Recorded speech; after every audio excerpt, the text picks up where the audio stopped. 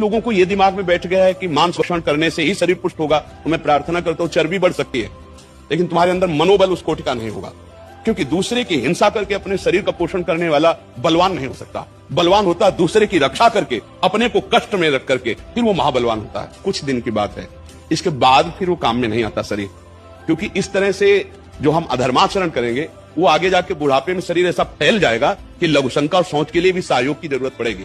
फिर पहलवानी किस काम की अगर हमें किसी और का सहयोग लेना पड़े। पवित्र भोजन, पवित्र आचरण और समाज सेवा। समाज सेवा में पशु पक्षी भी आते हैं।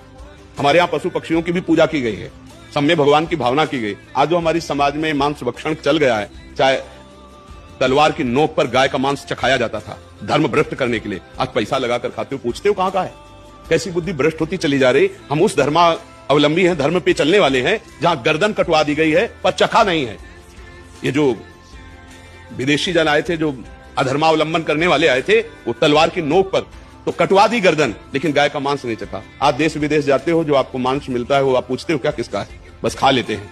तो हमें लगता है कि इससे हम बचे, दूसरे जीवों की हिंसा से बचे। अब हमारे पास उत्तर यही होगा, दूसरे जीवों की हिंसा से बचे, मदिरापान से बचे, व्यभिचार से बचे, माता पिता परिवार की सेवा की भावना रखे और व्यायाम आदि करके अपने शरीर को पुष्ट रखे, तो राष्ट्र सेवा समाज सेवा सब होगी। अगर हम किसी को कष्ट देते हैं तो हमें नहीं लगता कि हम आगे चलकर सुखी हो पाएंगे।